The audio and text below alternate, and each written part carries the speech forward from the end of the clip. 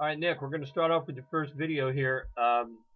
Did a little analysis on this, and we want to, try to see if we can make some improvements. I know you were one of our students at the camp that was opposite-handed, so you hit one way and you throw another.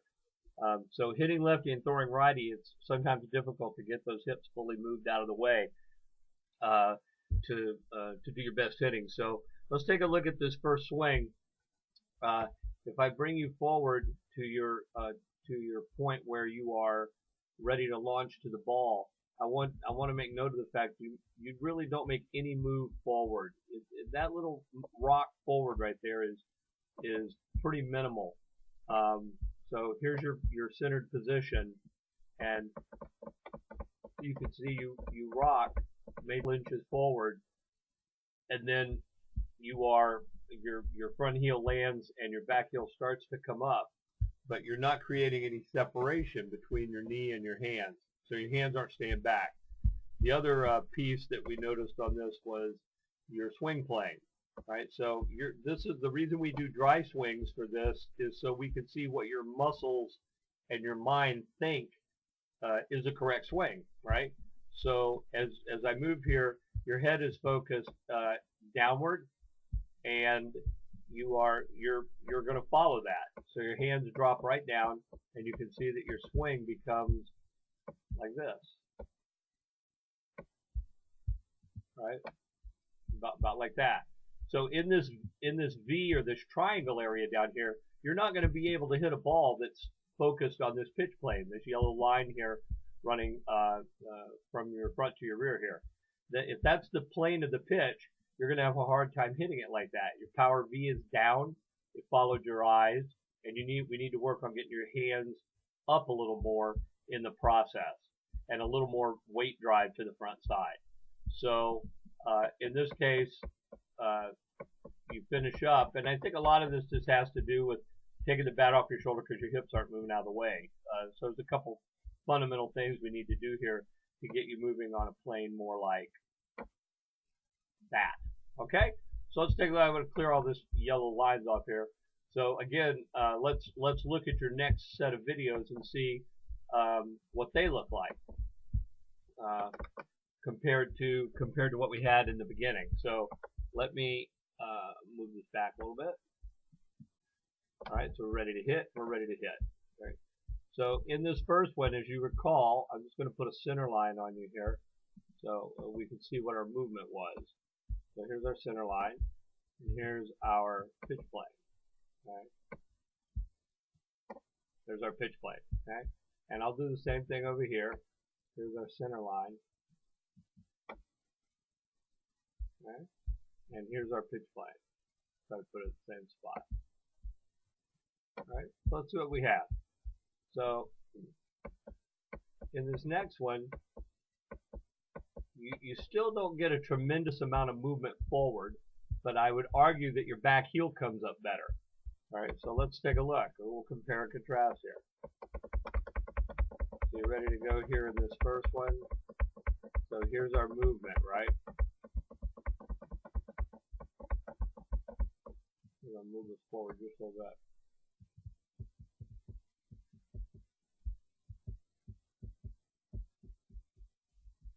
So your foot actually moves backwards just a little bit. Your front foot in this video, and then comes to heel plant, and let's see what kind of movement we get. All right, almost nothing, just a couple of inches. I go back over here. It looks like you got a little more movement forward, just a little. Okay, but I mean, in your particular case, a couple of 3 inches can make a big difference. You're focused out on the ball, and let's take a look at what the swing plane looks like. So in this case, ball's coming in, your hands got much flatter, and I want you to notice how better you stayed on plane. You started on plane about here, and you went through the plane right about there. If you didn't make any other corrections at all, the fact that you increased your pitch plane, your impact zone by flattening out faster to the pitch plane is going to be helpful. You didn't loop nearly as much. You didn't have that big V down here, right? So you stayed above that line, right, with your hand. Now, your power V is still in this position right here. It could be up and out more, right? So you could get even more motion up and out toward the hitter or toward the pitcher by getting a little more movement forward and getting your hips a little more open, a little quicker. But you do have a little better separation here. Your hips definitely open better in this photo. So here's our knee. That gives me some idea of where my hips are, right? And here are my hands back here, right? That's better, okay, than what we see over here, where you're almost identical to it. Your hips and your hands are almost identical, right? So you don't have that great big separation, right? There's your hands and your knees right here, right? So you've definitely increased your power and your drive with your lower body there. So my recommendation would be to keep doing that. Keep driving your lower body open by getting this back knee headed toward the pitcher, okay? And get your weight a little more centered on top of your front leg at stride. So get your weight a little more up here, right? A little, about right here. Okay? Get that weight up there a little more, okay? Go to the ball a little more, if you will. Put your shoulder into it a little more to create a little more separation. And keep your hands back. And drive the hips open. Get the belt buckle facing the pitcher.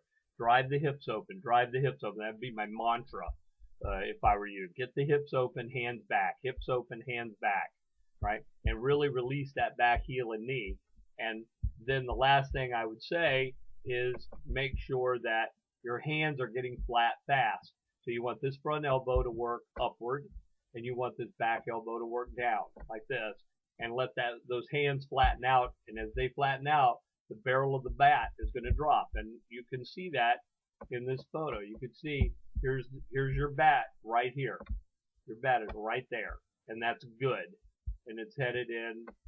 Obviously, it's dropping down and then headed right for the ball, right? Just like that. So that's good. So the more you can get your front elbow up and your back elbow down, and then drive forward with the top hand, the harder and farther you're going to hit the ball. All right, so good job.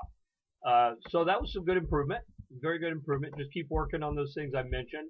And what we're going to do is I'm going to take this film and move it over here.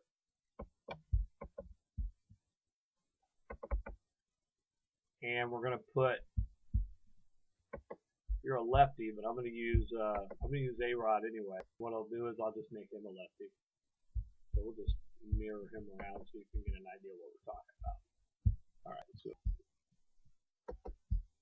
move you over here just a little bit. All right, so I want to take note of how A-Rod looks when he gets ready to go. So he kind of comes back a little, and his center line right now is he's balanced. This is what we call athletic balance. He's actually balanced up with his front foot off the ground. And actually, if you look at his angle of his hip here, of this thigh, right. Let me get a better line on this for you. If you look at the angle of this thigh, he is driving forward. He's moving forward as he picks his foot up. Right. So let's watch what happens. See him start to come forward to the yellow line. He's coming forward. He's going to reach heel plant, and when he does, his hands are back. All right. Heel plant. See how far he's separated from this yellow line right here, the one that I drew on his thigh. Okay. And as that back knee starts to come in and that back heel comes up, I want you to notice how much farther he's moved forward. Okay. He's creating power. He's going to the ball. His hips are open. His belt buckle's almost open to the pitcher now. All right. And then his hands are going to get flat, just like yours did. And his knee is still flexed, and he's going to drive through. But when he does, he's going to stay in that position. Right? His head did not come forward to that yellow line. It stayed right there. His back knee continued to collapse in. So it's really important to notice that, excuse me, that forward movement, that movement we get going to the pitcher with our flow to the stride position, or what we call the one position, and that back heel up and back knee drive toward the pitcher. Okay, just like that. Very important. Okay, you do very similar action. Okay, you just need a little more drive. You don't look dissimilar. Right, so here we are again, and we want to get our back knee going toward the pitcher as we get going. There it is. Back knee's coming into the pitcher right here. Right, hands are back, but notice the separation that A-Rod gets, that 6 to 8 inches forward, that you are just simply not getting because you haven't really moved forward up to that front leg. So continue to think about driving forward to the front leg and then stopping and driving and straightening out that front knee and getting a little more power V up. The last thing I would mention here, if you look at A-Rod as he moves forward, his power V is moving straight out and forward to the pitcher. So he gets full rotation all the way open.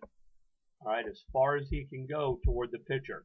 Right, and as yours moves forward, it's simply down just a little bit. It's kind of like this is down and then the bat is flat. So that means you're doing that with your hands. So try to get that full turn motion, elbow up, and drive out to the power V. All right, but very good improvement.